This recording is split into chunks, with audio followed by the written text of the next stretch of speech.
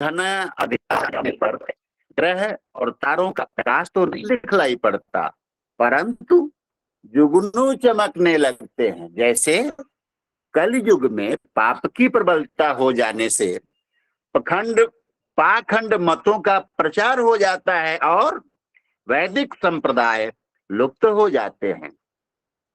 श्रुत्वा पर्जन्य निनदम मंडूकाव्यसृजन् गिरः तूष्णीं शयाना प्राग यद्वद् ब्राह्मणा नियमात्यये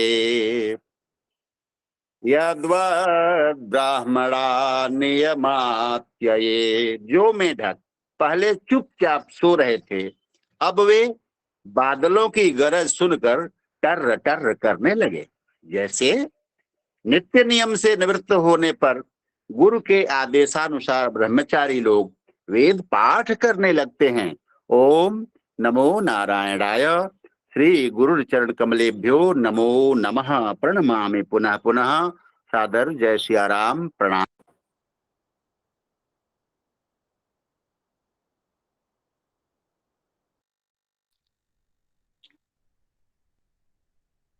वन्देऽहं श्रीगुरो श्रीयुतपदकमलं श्रीगुरून् वैष्णवांश्च श्रीरूपं साग्रजातं सहगण रघुनाथान्वितं तं सजीवं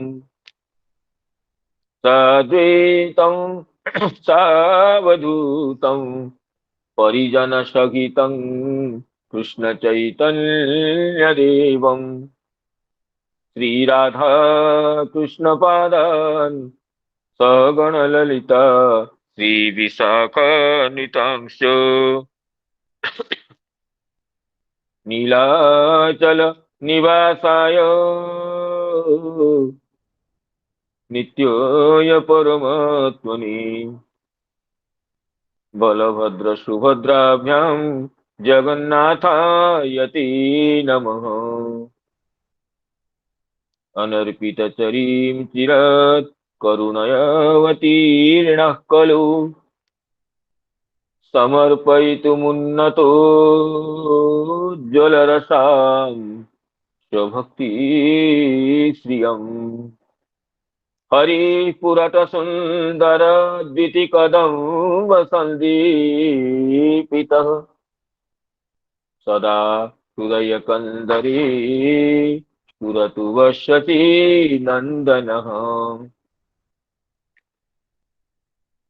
जाग्रत्स्वप्न सुषुप्तिषु स्फुरतु मे राधा पदाब्जच्छटा वैकुण्ठे नरके थवा मम गति नन्यस्तु राधां विना।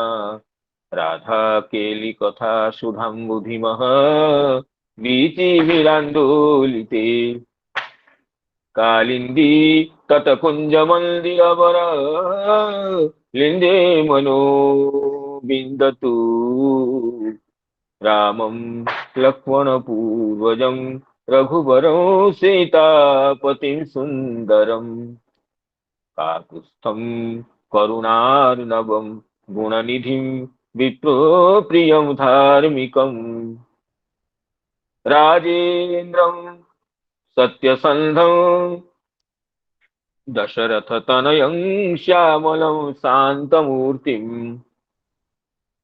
वन्दे लोकाभिरामं रघुकुलतिलकं राघवं रावणारिं दक्षिणे लक्ष्मणो यस्य वामी च जनकात्मजा पुरतो मारुतिर्यस्य तं वन्दे रघुनन्दनम्। यत्र यत्र रघुनाथ कीर्तनं तत्र तत्र कृतमस्तकाञ्जलिं बाष्पवारि परिपूर्णलोचनं नमत मारुतिं राक्षसान्तकम्। गोवर्धनो जयति शैलकुलाधिराजो यो गोपिकाभिरुदितो हरिदासवर्यः कृष्णेन शक्रमखभङ्ग कृतार्चितो य सप्ताहमस्य करपद्मतलेऽप्यवात्सि जयति तरणिपुत्री धर्मराजस्वसाया कलयति मथुराया सख्यमत्येति गङ्गाम् मुरहरदयितात पादपद्मप्रसूतं वहति च मकरन्दं नीरपूरच्छलेन वृन्दावनावनिपते जय सोम सोम मौलेश नन्दन सनातन नारदेड्य गोपेश्वर ब्रजविलासी युगाङ्घ्रिपद्मे प्रीतिं प्रयच्छ नितरां निरुपाधिकाङ्मे सुखनिवृतचेतस्तद्विदस्तन्यभावो व्यजितरुचिरलीला कृष्णसारस्तदीयम् व्यतनुत कृपयाय तत्त्वदीपं पुराणं तमखिलवृजिनघ्नं व्याससूनुं नतोऽस्मि नारायणं नमस्कृत्य नरं चैव नरोत्तमं देवीं सरस्वतीं व्यासं ततो जयमुदीरये। अहो देवर्षिर्धन्योऽयं यत्कीर्तिं शार्ङ्गधन्वनः गायन्माद्यन्निदन्तन्त्र रमयत्यातुरं जगत् इदं भगवता पूर्वं ब्रह्मणेनाभिपङ्कजे हिताय भवभीताय कारुण्या सम्प्रकाशितम् वृन्दायै तुलसी देवी प्रियायै केशवस्य च कृष्ण भक्ति प्रदे देवी सत्यवती नमो नमः। मूकं करोति वाचालं पंगुं लंघयते गिरिं यत्कृपा तमहं वन्दे परमानन्दमाधवम्।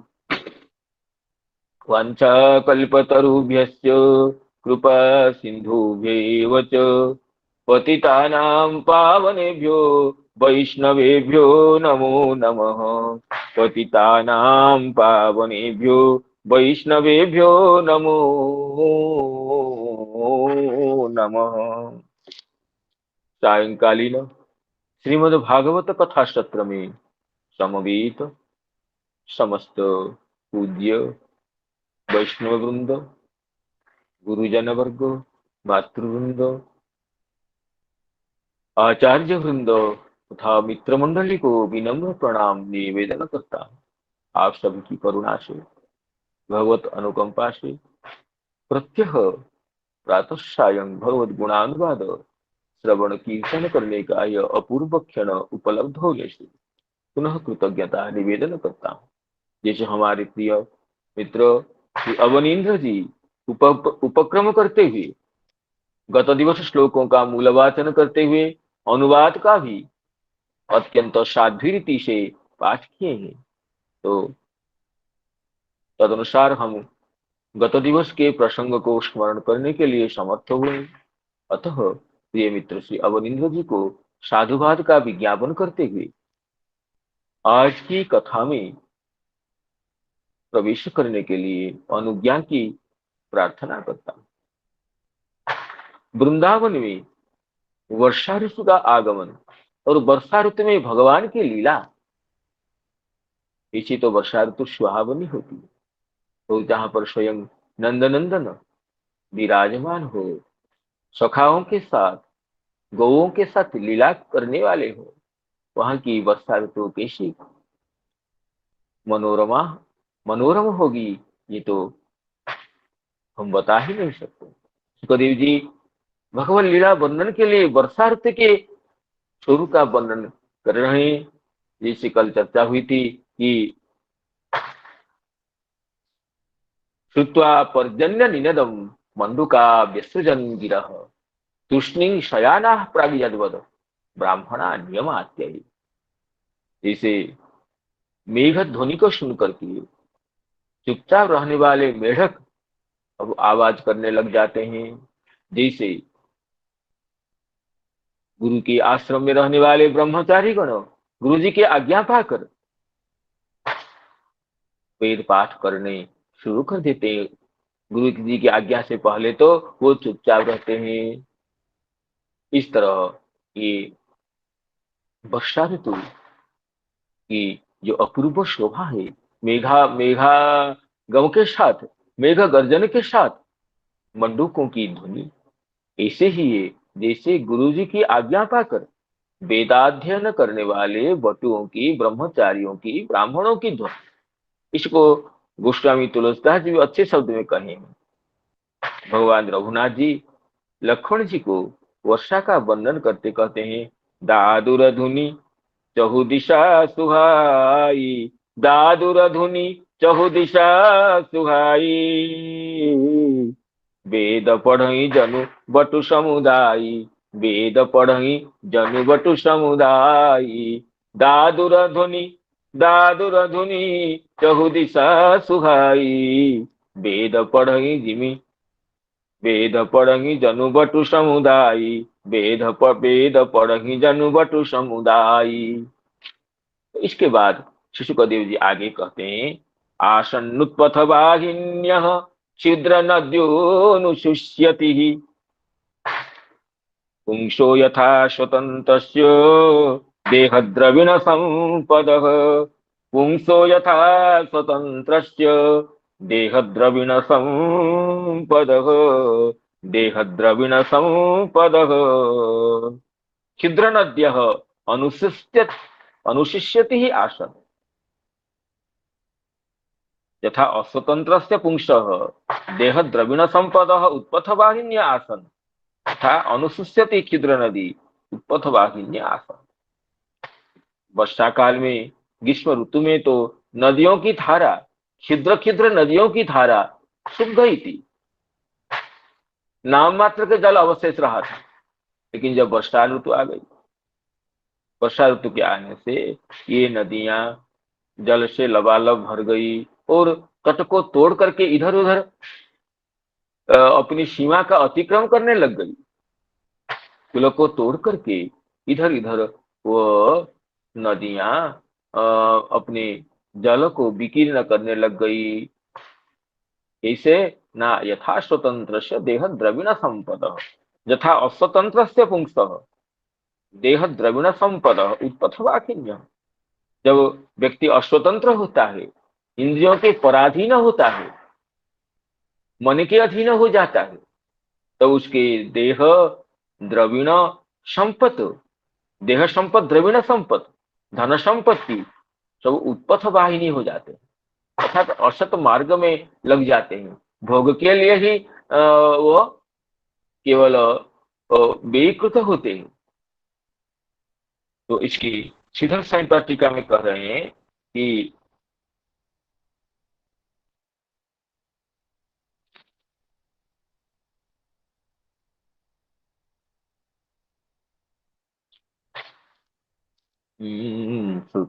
आसन्नुत्पथवाहिन्यः क्षुद्र नद्योनुशुष्यति, आसन्नुत्पथवाहिन्यः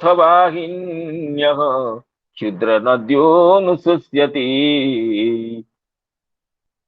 पुंसो यथा स्वतन्त्रस्य देहद्रविण संपदः अनुशिष्यति ही अनुशुष्यन्त्यः, अनुशिष्यन्तः प्रथमा बहुवचन में अनुशिष्यन्त्यः लौकिक प्रयोग है। ये अर्थ प्रयोग होने से यहाँ पूर्व रूप होकर के अनुशिष्यति ही प्रयोग है। अस्वतंत्रस्य नाम इंद्रिय परतंत्रस्य, जब इंद्रिय को, इंद्रियों का अधीन होता है व्यक्ति, जब इंद्रिय का अधीन होता है तो वो तो भगवत संबंध रहित हो जाता है, आत्मिक संबंध रहित हो जाता है। भगवान गीता में कहते हैं कि असंजतात्मना योगो दुष्प्राप इति में मति ही।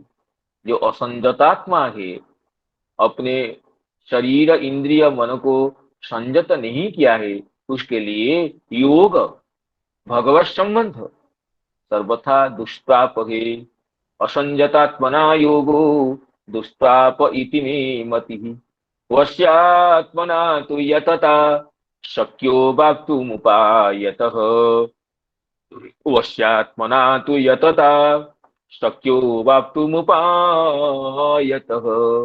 तो यहाँ पर सुखदेव जी कहते हैं कि अश्वतंत्रस्य नाम इंद्रिय परतंत्रस्य व्याख्यान करते हैं श्रीधर स्वयंपाद। स्वतंत्रस्य निरंकुशस्य इति वा, अथवा यहाँ पर खंडकार न दे करके स्वतंत्र से यह भी पदच्छेद कर सकते हैं। व्यक्ति जब स्वतंत्र हो जाता है अर्थात निरंकुश हो जाता है, गुरुजनों के वाक्य को पालन नहीं करता है, शास्त्र वचनों का अनुसरण नहीं करता है, वेद मार्ग पर चलना नहीं चाहता है, अपनी मनमानी रीति से चलता है, उसको स्वतंत्र कहते हैं। ये एक अर्थ है कि इंद्रियों का परतंत्र होना नहीं चाहिए। इसका अर्थ नहीं कि ये शास्त्र वेद सज्जन इनके पदांकों का अनुसरण नहीं करना चाहिए, बात नहीं है। इंद्रियों के अधीनता से रहित होकर के साधुओं के सज्जनों के मार्ग में चलना चाहिए। नहीं तो स्वतंत्र होने से, निरंकुश होने से उसकी तो दुर्दशा आ जाती है। कैसे? ना उत्पथ वाहिन्य, उसकी संपत्तियां उत्पथ वाहिनी हो जाती है, नाम असत मार्ग से व्यय होने लगती है। अपने भोग के लिए जो जिस संपत्ति का व्यय होता है वो तो उत्पथ उत्पथ गामिनी संपत्ति है। संपत्ति जीवन धारण के लिए व्यय होना चाहिए, और संपत्ति भगवत सेवा में व्यय होना चाहिए, साधुओं की संतों की सेवा में व्यय होना चाहिए। तो इसमें कह रहे हैं, श्री चक्रवर्ती पाद कह रहे हैं,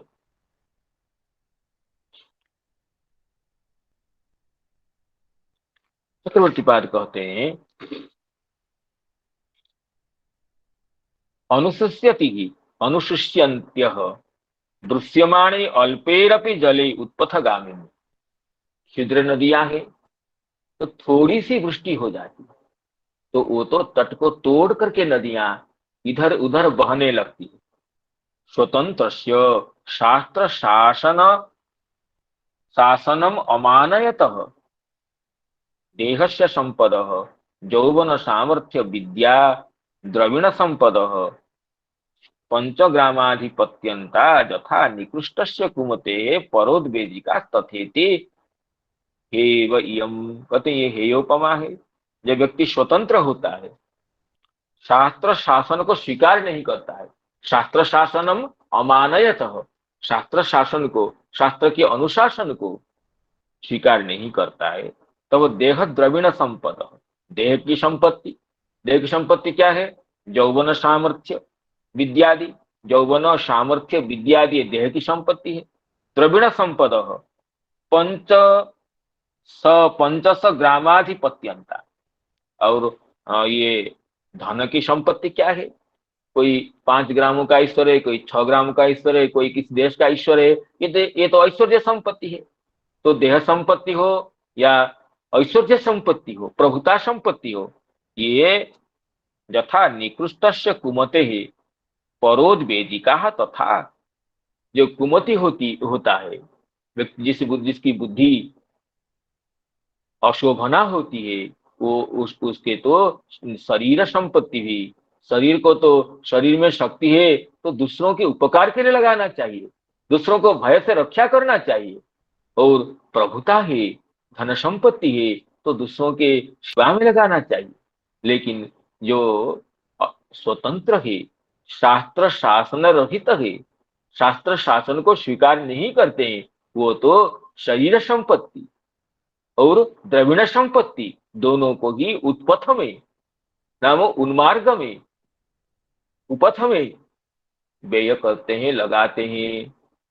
जैसे ये नीति वचन है कि विद्या विवादाय धनं मदाय शक्ति ही परेशम परिपीडनाय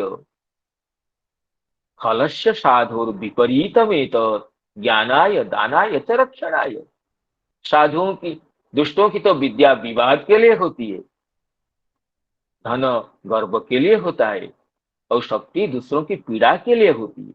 लेकिन साधुओं की तो विद्या ज्ञान के लिए, धन दान के लिए और शक्ति दूसरों की रक्षा के लिए होती है। लेकिन जब व्यक्ति स्वतंत्र हो जाता है, शास्त्र शासनों को नहीं मानता है, उसके तो शरीर संपत्ति वो उत्पथगामी हो जाती। उसके भी हमारे गोस्वामी जी बड़े सुंदर शब्द में कहे हैं इस उपमा को कि देखिए, गोस्वामी जी की वचन है, क्षुद्र नदी भरी चली तोराई, क्षुद्र क्षुद्र नदी भरी चली तोराई, जस थोरे हूँ धन खल इतराई, जस थोरे हूँ धन खल इतराई। क्षुद्र नदियां सामान्य वृष्टि पा करके चली तोराई, कुल को तोड़ करके, कुल को भ्रष्ट करके इधर उधर बहने लग जाती है, अपने सीमा को लंघन करती है। जैसे जैसे थोड़े हूं धन खल इतराई। जैसे खल व्यक्ति जब तक दरिद्र रहता है थोड़ा शांत रहता है, जब थोड़ा सा धन मिल जाता है उसकी इतर प्रवृत्ति आ जाती है। किसको? वह सम्मान नहीं करता है, गुरुजनों को आदर नहीं देता है, इतना ही उसकी भावना वासना अलग हो जाती है थोड़े धन से ही। बहुत धन की बात तो अलग है, सामान्य धन पाने से खल व्यक्ति का स्वभाव परिवर्तित हो जाता है। जिस तरह ग्रीष्म काल में शुष्क शुष्क नदीगण वर्षा काल में थोड़े से वर्षण से ये तट को लांघ करके बहने लगती है। तो ये हमारे टीकाकार कहते हैं कि ये इससे ये सीखना चाहिए कि धन को, शरीर की संपत्ति और द्रविड़ संपत्ति को ये उत्पथ में, नाम भोग में कभी लगाना नहीं चाहिए। शरीर तो ये कहते हैं कि शरीर जो निरुशरीर है, ये तो केवल केवल भगवत प्राप्ति के लिए है। जबकि एकादश स्कंद में श्री अवधूत प्रसंग में श्री अवधूत जी कहते हैं कि देखिए, ये मैं शरीर को तो गुरु मानता हूं, देहो गुरु मम विरक्ति विवेक हेतु, देहो गुरु मम विरक्ति विवेक हेतु, बिभ्रस्म सत्व निधनम सततात्युदरकम, बिभ्रस्म सत्व निधनम सततार्त्युदरकम, तत्त्वान्यनेन विमृशामि यथा तथापि, पारक्यमित्यवसितो विचराम्य संगः, पारक्यमित्यवसितो विचराम्य संगः। अवधूत जी कहते हैं, राजन जदू जी को कहते हैं, देखिए मैं तो पहले तो 24 गुरुओं को बता दिए, बाद में कहते हैं शरीर मेरा सबसे अच्छा गुरु है, शरीर भी मेरा गुरु है, ये 25वां गुरु है, क्योंकि वह मुझे विवेक और वैराग्य की शिक्षा देता है। विरक्ति विवेक हेतु, मरना और जीना तो इसके साथ ही लगा रहता है। इस शरीर को पकड़ रखने का फल यह है कि दुख पर दुख भोगते जाओ।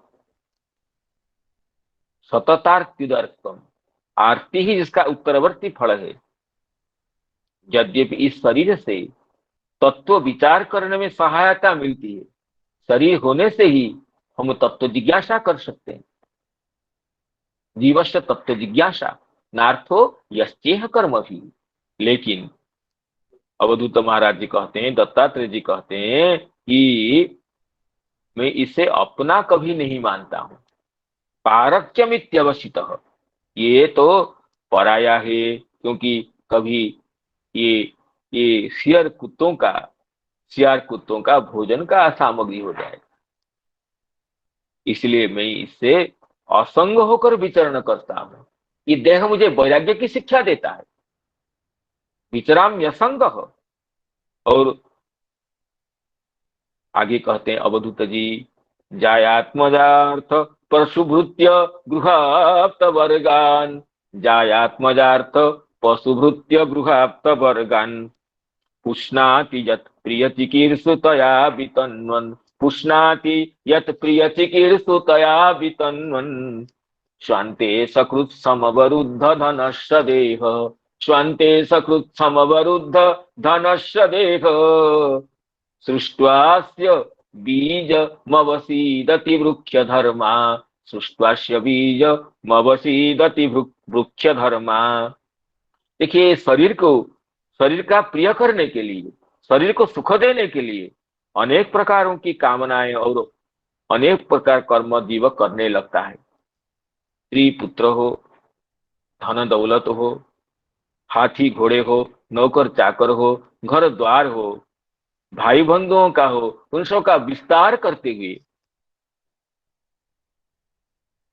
उनके पालन पोषण में लगा रहता है, उनको विस्तार करता है और उनका पालन पोषण में लगा रहता है। पुष्णाति तत् प्रिय चिकीर्षुतया वितन्वन्, उनको उनकी प्रियता का संपादन करने के लिए उनको पोषण करना, पुष्ट करता रहता है, लेकिन बड़ी कठिनाई से वो धन संचय करता है, बड़ी कठिनाई से वो धन संचय करता है। और आयुष पूरा हो जाने पर, आयु पूरी हो जाने पर वो शरीर तो स्वयं नष्ट हो जाता है, लेकिन वृक्ष के समान दूसरे शरीर के लिए बीज बोकर उसके लिए भी दुख की व्यवस्था कर जाता है। स्वयं तो दुखी होता है, वो दूसरे शरीर के लिए बीज बो करके उसको भी दुख में डालने का वो विधान करके चला जाता है। सृष्ट्वास्य बीजम अवसीदति वृक्ष धर्मा। तो आगे कहते हैं कि लेकिन ऐसा नहीं होना चाहिए। भगवान पितामह ब्रह्मा जी समस्त शरीरों को सृष्टि करके कहते हैं कि ये सरीसृप, पशु, पक्षी, दंश और मशक आदि, मछली आदि अनेक प्रकार की योनिया रची, परंतु उनसे उन्हें संतोष नहीं हुआ भगवान को। तब उन्होंने मनुष्य शरीर की सृष्टि की। वो ऐसी बुद्धि से युक्त है मनुष्य शरीर, केवल मनुष्य शरीर में यही बुद्धि है जिससे कि जिस बुद्धि से वह ब्रह्म साक्षात्कार कर सकता है। ब्रह्मावलोकधिषणम मुदमापदेव। तो इसकी रचना करके भगवान बहुत आनंदित हुए, क्योंकि मनुष्य शरीर में ही केवल वह बुद्धि है जिस बुद्धि से वह ब्रह्म साक्षात कर सकता है। सृष्ट्वा पुराणी विविधान्यजयात्म शक्त्या, सृष्ट्वा पुराणी विविधान्यजयात्म शक्त्या, वृक्षान् सरीसृप पशून् खगदं समस्यान्, वृक्षान् सरीसृप पशून् खगदं समस्यान्, तैस्तैरतुष्ट हृदय पुरुषं विधाय ब्रह्मावलोकधिषणं मुदमापदेवः, ब्रह्मावलोकधिषणं मुदमापदेवः। और ये मनुष्य शरीर सुदुर्लभ है, ये तो यो अनित्य है, मृत्यु सदा इसके पीछे लगी रहती है, लेकिन फिर भी ये अनित्य होने पर भी ये इसमें इस शरीर से ही ब्रह्म साक्षात्कार हो सकता है, परम पुरुषार्थ की प्राप्ति हो सकती है। इसलिए अनेक जन्मों के बाद ये अत्यंत दुर्लभ मनुष्य शरीर को पाकर के बुद्धिमान को चाहिए कि शीघ्र ही, अर्थात मृत्यु से पहले ही मोक्ष पद की प्राप्ति के लिए उसे प्रयत्न करना चाहिए। इस जीवन का, मनुष्य जीवन का यही लक्ष्य है, अमृतत्व की प्राप्ति हो, मोक्ष की प्राप्ति हो, भवबंधन से छुटकारा मिले। और विषय भोग तो अन्य समस्त पशु पक्षी शरीर में भी मिलता रहता है। विषय खलो सर्वतः स्यात्, इसलिए उसके संग्रह में, विषय संपत्ति के संचय में, विषय के चिंतन में इस अमूल्य मनुष्य शरीर को गंवाना नहीं चाहिए, खोना नहीं चाहिए। अवधूत जी कहते हैं, लब्ध्वा सुदुर्लभमिदं बहु संभवान्ते, लब्ध्वा सुदुर्लभमिदं बहु संभवान्ते, मानुष्यमर्थद मनीत्यमपीह धीरः मानुष्यमर्थद मनीत्यमपीह धीर तूर्णं यतेत न पते धनुमृत्युयावत् तूर्णं यतेत न पते धनुमृत्युयावत् निःश्रेयसाय विषयः खलु सर्वतः स्यात् निःश्रेयसाय विषय खलु सर्वतः स्यात् निःश्रेयसाय तूर्णम यतेत परम कल्याण के लिए अमृतत्व की प्राप्ति के लिए भव बंधन से छुटकारा पाने के लिए शीघ्र ही प्रयास करना चाहिए। हम जिस विषय के पीछे भागते रहते हैं वो तो पशु को भी ज्यादा मिलता है, पक्षियों को भी मिलता है, किसी को भी मिलता है। इसलिए मनुष्य शरीर का उद्देश्य या लक्ष्य विषय भोग केवल कभी भी नहीं हो सकता है। निर्देहमाद्यम सुलभम सुदुर्लभम प्लवम सुकल्पम गुरुकर्णधारं मयानुकूलेन नभस्वतेरितं पुमान भवाब्धिं न तरे स आत्महा। भगवान उद्धव जी को कहते हैं इस मनुष्य शरीर को पा करके, जो कि भवसागर से तरने के लिए सुदृढ़ नौका रूप है, उसको पा करके भी जो आत्म तत्व की प्राप्ति के लिए, मुक्ति की प्राप्ति के लिए प्रयास नहीं करता है, वो तो आत्मा है। क्योंकि ये मनुष्य शरीर सुदुर्लभ है, लेकिन सुदृढ़ नौका है ये, इसलिए ना ये संसार सागर को पार करने के लिए गुरु कर्णहारम, गुरु ही इसका नाविक है। और मैं स्वयं अपनी कृपारूप अनुकूल वायु से इसको आगे बढ़ा लेता हूं। ये नर शरीर सुदृढ़ नौका है और उसके कर्णधार नाविक तो गुरु है, और अनुकूल हवा के रूप में मैं सदा उसे आगे लेना चाहता हूं, लेता रहता हूं। फिर भी जो व्यक्ति भवाब्धि न तरेत, भवसागर को तरना चाहेगा ही नहीं तो कैसे पार होगा। अब नदी के तट पर बैठेंगे और पार होना नहीं चाहेंगे तो कभी पार नहीं जा सकते। तो भगवान कहते हैं भवाब्धि न तरे स आत्महा स आत्मानं हंति, वो आत्मघाती है, अपने आत्मा को बंधन में ही वो लगाए रहा। तो इसी को, इसलिए ये मनुष्य शरीर का सर्वश्रेष्ठ लक्ष्य, सर्वश्रेष्ठ एकमात्र उद्देश्य यही है कि उससे विषय भोग नहीं होना चाहिए। इससे तो परमार्थ प्राप्ति के लिए प्रयास ही करना चाहिए। तो आगे कहते हैं श्री, अच्छा तो इसमें देह द्रविण संपद, देह संपत्ति उसको तो मुख्य ही लक्ष्य है, और द्रविण संपद अर्थात धन रूप जो संपत्ति है, तो धन संपत्ति को तो इसे भगवत सेवा में लगाना चाहिए, सज्जनों की सेवा में लगाना चाहिए, न कि केवल अपने कुटुंब पोषण के लिए। तो प्रहलाद जी कहते हैं, देखिए प्रहलाद जब असुर बालकों को शिक्षा देते हैं तो कहते हैं कि ये व्यक्ति तो क्या होता है, वो कुटुंब पोषण के लिए ही संपूर्ण समय दे देता है। कुटुंब पोषाय वियन्निजायु, कुटुंब पोषाय वियन्निजायु, न बुध्यतेर्थम विहतम प्रमत्तः, न बुध्यतेर्थ न बुध्यतेर्थम विहतम प्रमत्तः, सर्वत्र तापो त्रय दुःखितात्मा, निर्विद्यते न स्वकुटुंब राम, निर्विद्यते न स्वकुटुंब राम। यह मेरा कुटुंब है, यह मेरा परिवार है, इस भाव से वह इतना रम जाता है।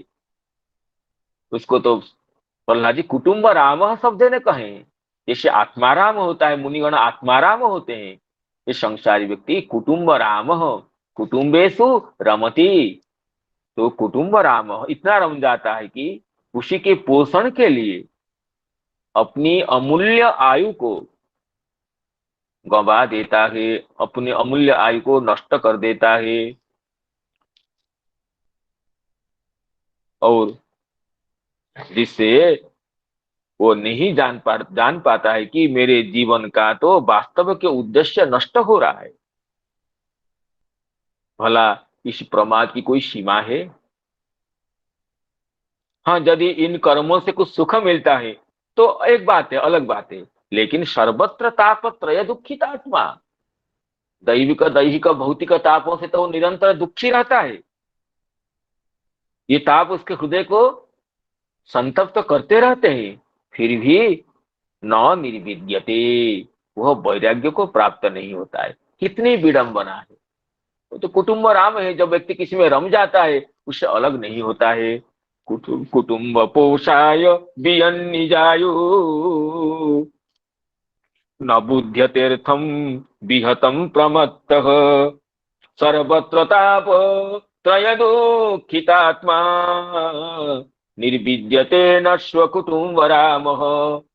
आगे प्रहलाद जी कहते हैं असुर बालकों को, वित्तेषु नित्याभिनिविष्ट चेता विद्वांश्च दोषम परवित्त हर्तुः प्रत्येह चाथा व्यजितेन्द्रियस्त दशांत कामो हरते कुटुंबी।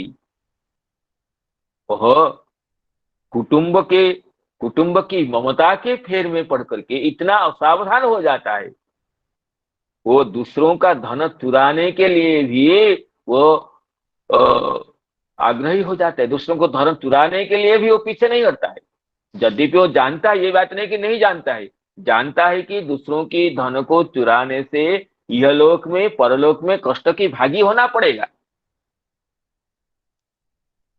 लौकिक पारलौकिक दोनों जगह अकल्याण होगा, जानता है, ये नहीं कि नहीं जानता है। फिर भी वो कामनाओं के वश में होकर, इंद्रियों के अधीन होकर के, कुटुंबों की आसक्ति वश होकर के वह भोग की लालसा से वो दूसरों की धन को भी हड़प लेता है। धन की ऐसी आसक्ति होती है। वित्तेषु नित्याभिनिविष्ट चेता, वित्तेषु नित्याभिनिविष्ट चेता विद्वा विद्वांश्च दोषं परवित्त हर्तु दोषं विद्वान अपि। दूसरों के धन को हरण करने से क्या दोष होता है वो जानता है। प्रत्येह चाथा व्यजितेन्द्रिय, यह और प्रत्यय, यह लोक परलोक दोनों जगह ही दुख भोगना पड़ता है दूसरों के धन को हड़पने से। फिर भी अजितेन्द्रिय अशांत कामो हरते कुटुंबी, वो कुटुंब की ममता के वश में होकर दूसरों की संपत्ति को हड़प लेने में कोई कसर नहीं छोड़ता है।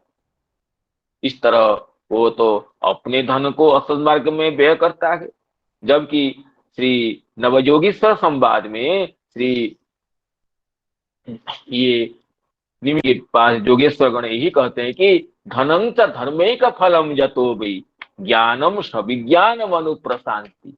धन का फल तो एकमात्र वह धर्म ही होता है।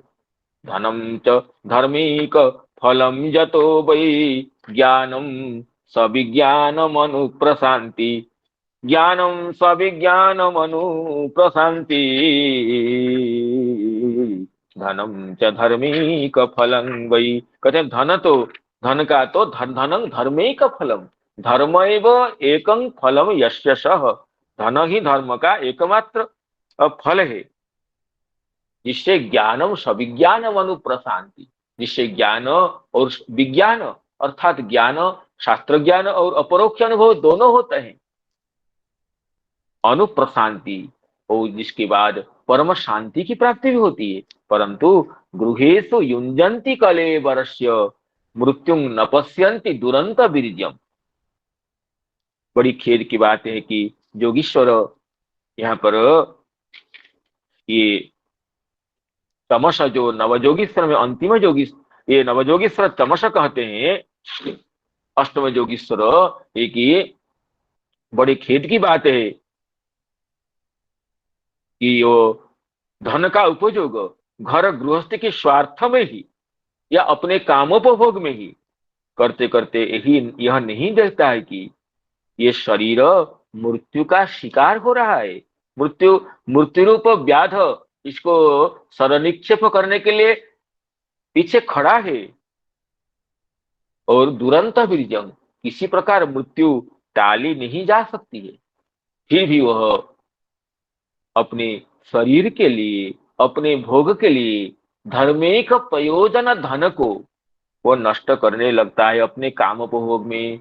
धनम च धर्मिक फलम यतो वै ज्ञानम स विज्ञानम अनुप्रशांति गृहेषु जुञ्जन्ति कलेवरस्य गृहेषु जुञ्जन्ति कलेवरस्य मृत्युं न पश्यन्ति दुरन्तवीर्यम् मृत्युं न पश्यन्ति दुरन्तवीर्यम् मृत्युं न पश्यन्ति दुरन्तवीर्यम्।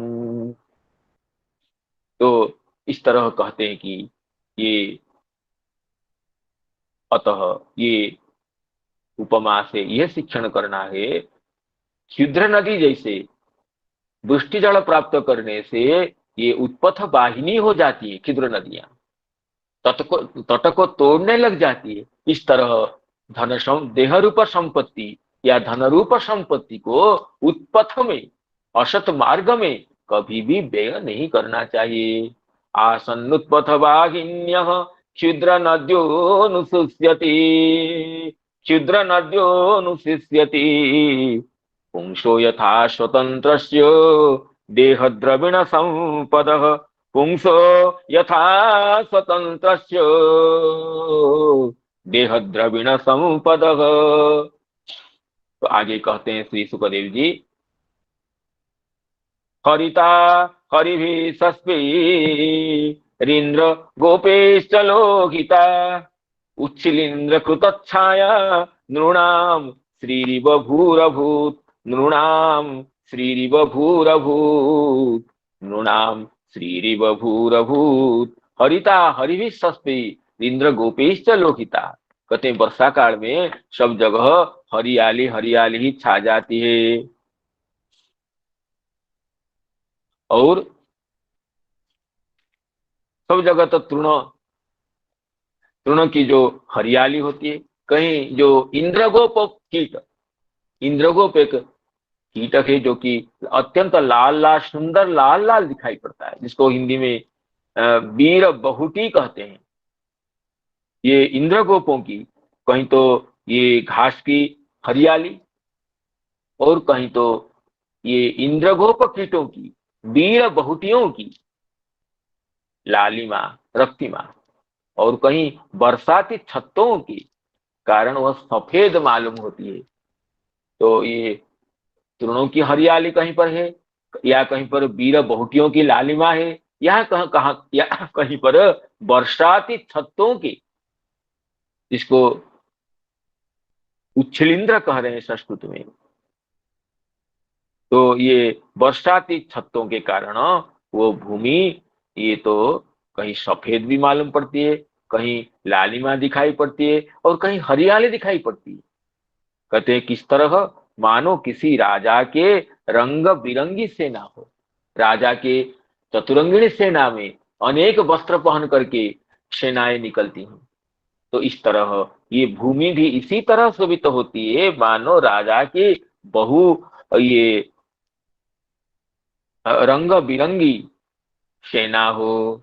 हरिता हरिभिः सस्पैरिन्द्र गोपेश्च लोहिता हरिता हरिभिः सस्पैरिन्द्र गोपेश्च लोहिता उच्छलिन्द्र कृतच्छाया नृणां श्रीरिव भूरभूत नृणां श्रीरिव भूरभूत। सीधर से बात कहते हैं हरिभिः नीलैः हरिता हरिभिः सस्पैः षष्पी बाल तृणे ही नील वर्ण। षष्प कहते कोमल तृण। तो नील वर्ण के हरिद वर्ण के कोमल तृणों से हरिता नाम नील वर्णा हरिता हरिभिः षष्पैः। और क्वचित इंद्र गोपी, जिसको वीर बहुटी कहते हैं, ऋषिधर स्वयं कहते हैं लोहित वर्ण कीट विशेष ही। लोहित वर्ण के जो कीट विशेष होते हैं बहुत सुंदर दिखाई पड़ते हैं, लाल लाल मखमल जैसे उनका शरीर का रंग होता है। वो इन वीर बहुटियों का आजकल तो कम दिखाई पड़ते हैं, और पहले तो गांवों में वो जंगलों में बरसात के समय तो वीर बहुटियों की शोभा तो अनोखी होती थी। तो कहते हैं कि ये इंद्रगोपी ही लोहित वर्ण कीट विशेषे लोहिता तत्र तत्र उच्छृंद्रैः छत्राकारैः उद्भिद ही, जो बरसाती छत्तों है, छत्राकार के उद्भिद है, उससे कृत छाया। ये लग रहा है कि ये छत्राकार उद्भिद, बड़े बड़े छत्राकार बरसाती छत्ते होते हैं, मानो ये छाया विधान कर रहे हैं। तो कहीं हरियाली है, कहीं इंद्रगोपों की ये रक्तिमा है, तो कहीं ये श्वेतवर्ण है इन बरसाती छत्तों का। तो इससे लगता है राज्ञा भू नृणांग श्री ही सेना रूपा संपत्ति। राजाओं की जो सेना रूपा संपत्ति होती है, वो रंग बिरंगी वस्त्र पहन करके सेना निकलती है। ये चतुरंगिणी सेना, अश्वारोही, गजारोही, रथारोही, पदाति सेना विविध वस्त्रों से सज्जीभूत होकर जैसे निकलती है, इस तरह ये भूमि की शोभा है। इसमें श्री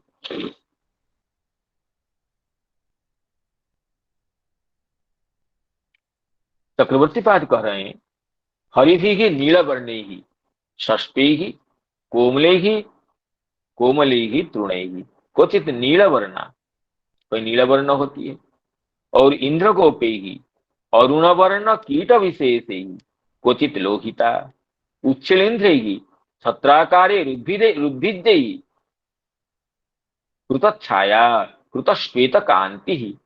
तो कहीं पर नील कांति है, कहीं लोहित कांति है, कहीं श्वेत कांति है भूमि की। नृणाम राज्ञां श्री सेना संपत, ये राजाओं की सेना संपत जैसे। हरितादि वर्ण पटगेह जुक्ता, मानिए राजा की संपद में ये सेना में कहीं हरितादि वर्ण का ये पट पट है, कहीं या कहीं गृह है। इस तरह यंग राज्ञांग उपादेया, राजाओं के लिए उपादेय है उपमा। राजाओं को सेनाओं को इसे सज्जीभूत करके विविध स्वतंत्र वस्त्रों से आप ये विविध स्वतंत्र वेशभूषाओं से सज्जित करते हुए राजा को, सेना को रखना चाहिए। ये राजाओं के लिए ये उपमा आदेय है, ग्रहणीय है। हरिता हरिभि षष्पै इंद्र गोपीश्च लोहिता, इंद्र गोपीश्च लोहिता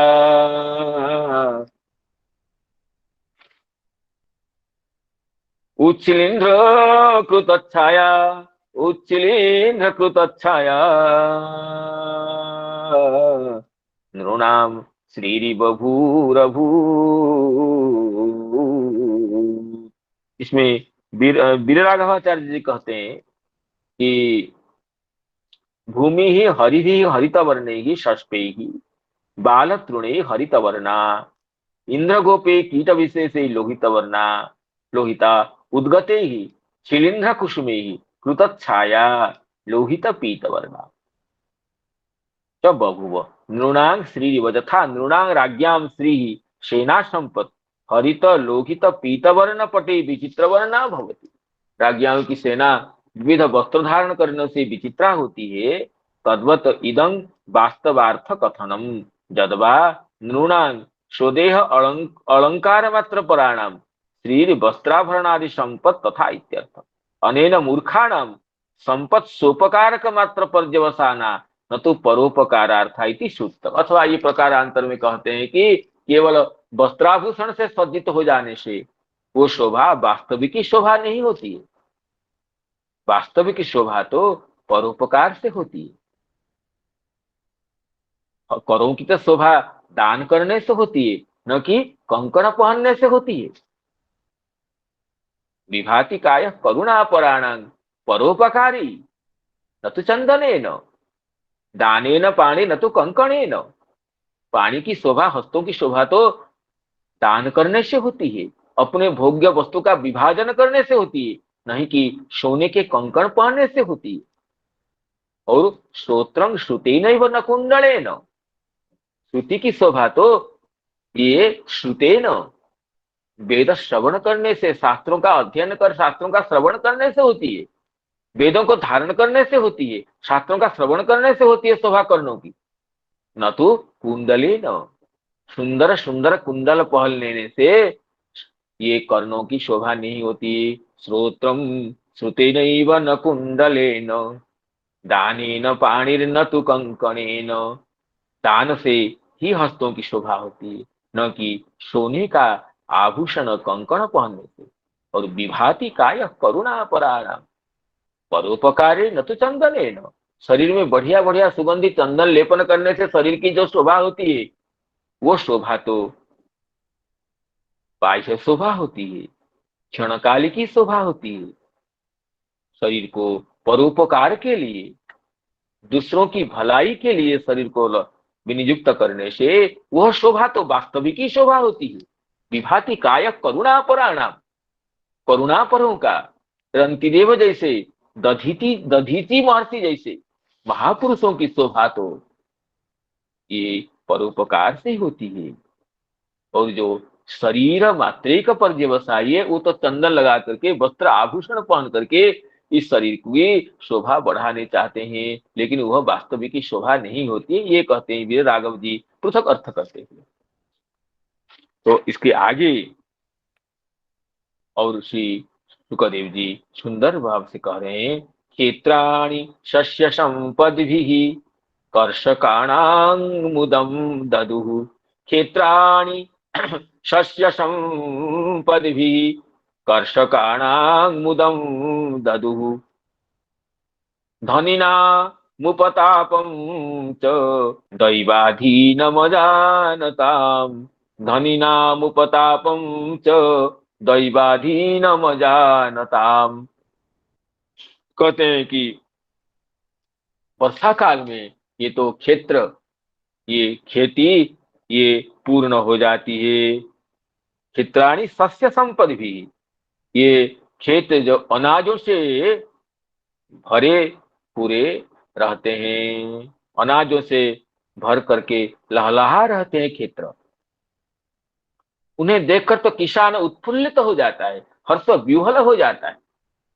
कर्षकाणाम मुदं ददुः, ये अनाजों से भरा हुआ खेत को देख करके किसान तो, वो तो आनंद के, किसान तो आनंद से ये उत्फुल्ल हो जाते हैं, आनंद के फूले न समाते थे। परंतु धनी नाम उपतापम चो, जो धनी व्यक्ति है, जो ईर्षा कातर व्यक्ति है, पर संपत्ति के असहिष्णु व्यक्ति है, वो तो दुखित हो जाते हैं। अरे किसानों की इतनी संपत्ति हो गई, हम इनको आगे, ये तो हमारे पास ऋण ने लेके नहीं आएंगे, ये ये गिरवी रख करके कुछ ऋण के लिए आते थे किसान लोग, अब इतनी संपत्तियां इनकी हो जाएगी तो ऋण के लिए नहीं आएंगे, गिरवी नहीं रखेंगे, तो हमारी क्या दशा होगी। ये तो धनी नाम उपतापम चो, धनिया धनी धनी का व्यक्ति तो ये ईर्षा से, ये पर की संपत्ति को देख करके कातरता से जलने लगते हैं, क्योंकि दैवाधीनम अजानताम, ये नहीं जानते कि दैवाधीन है। संपत्ति तो प्रारब्ध के अधीन होती है।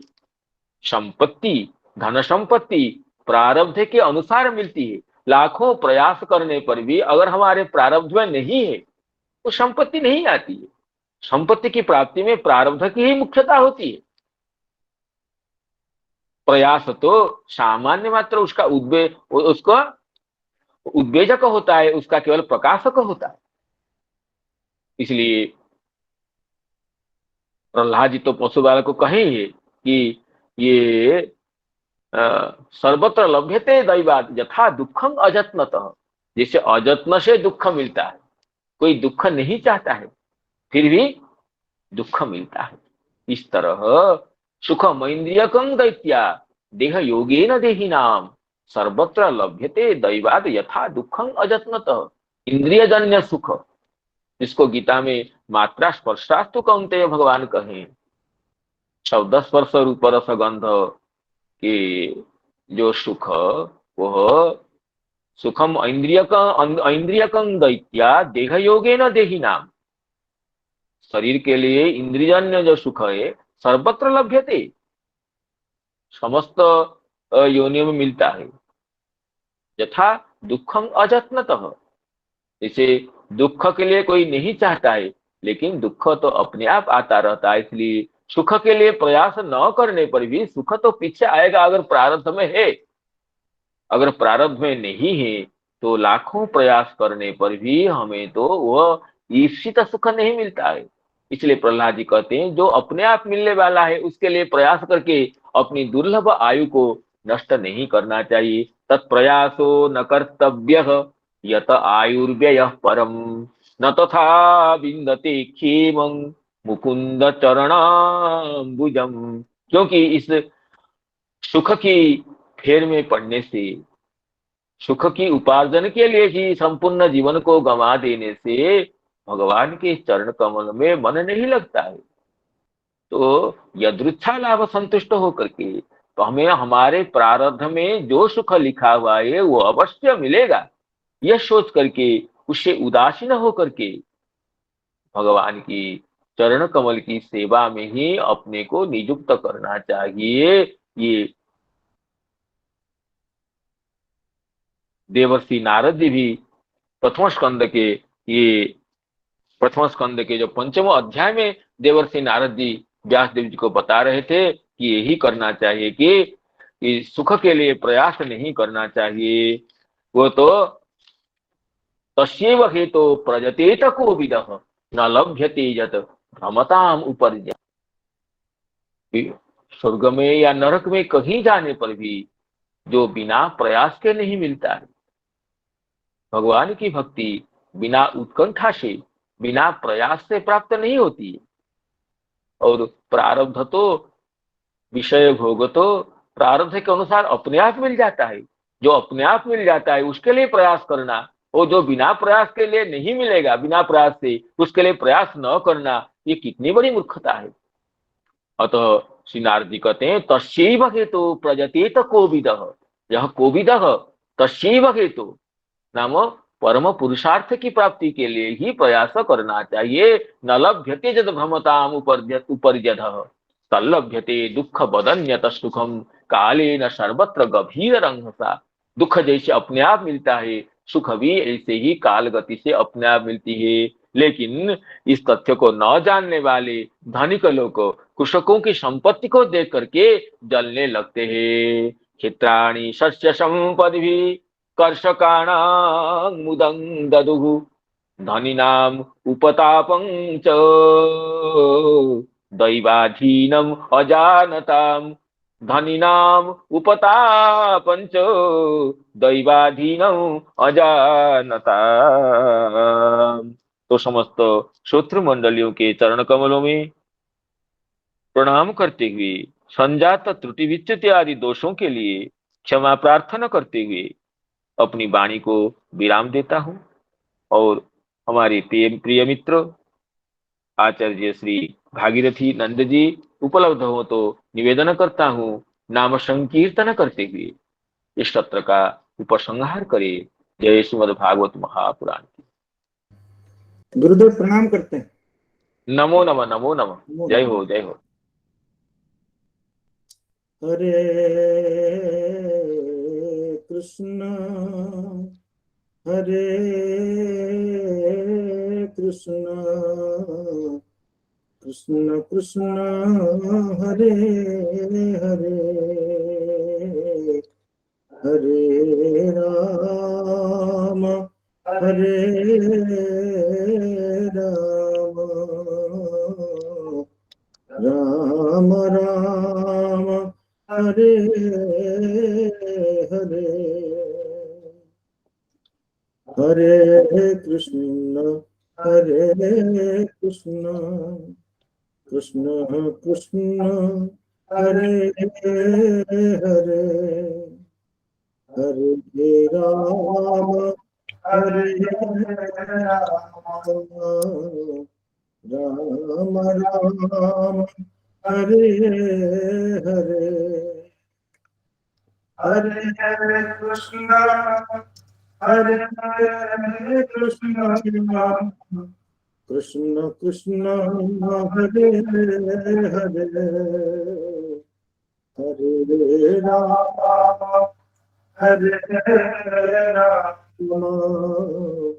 राम राम हरे हरे हरे कृष्ण कृष्ण कृष्ण हरे हरे हरे राम राम राम हरे हरे हरे कृष्ण कृष्ण कृष्ण हरे हरे हरे राम राम राम हरे हरे हरे कृष्ण कृष्ण कृष्ण हरे हरे हरे राम राम राम हरे हरे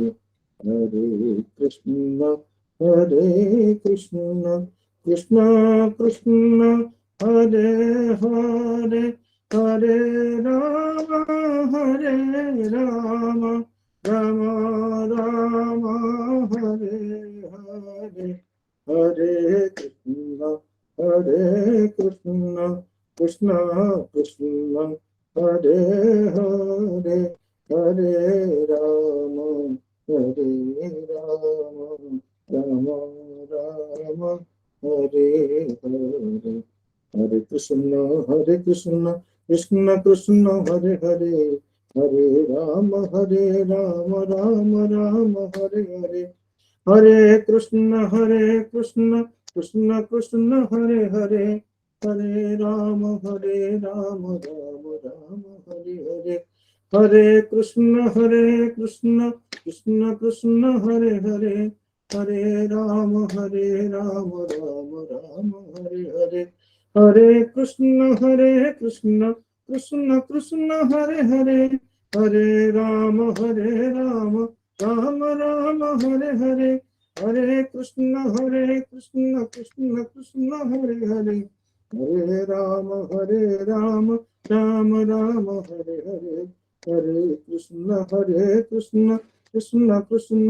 हरे हरे हरे राम राम राम हरे हरे बोल श्री जय जय भगवान नाम संकीर्तन की जय। जय नाथ हो हरे जय कृष्ण हो प्रभु जी की जय। नमो नमो जय ग्रंथराज श्रीमद् भागवतम की जय। जय उपस्थित समस्त भक्त वृंद की जय जय जय जय जय जय जय श्री राधे। जय श्री राधे। नमो नमः प्रणाम। नमो नमः नमो नमः सद्गुरो नमः नमो प्रणाम नमः नमः प्रणाम प्रणाम गुरुजी, प्रणाम प्रणाम गुरुजी। गुरुदेव नमो प्रणाम नमः नमो प्रणाम नमः प्रणाम जय निताय जय निताय जय राधे जय निताय जय निताय प्रणाम प्रणाम प्रभु। जय जय श्री राधे। राधे राधे प्रणाम राधे राधे नमो नमः। राधे राधे नमो नमः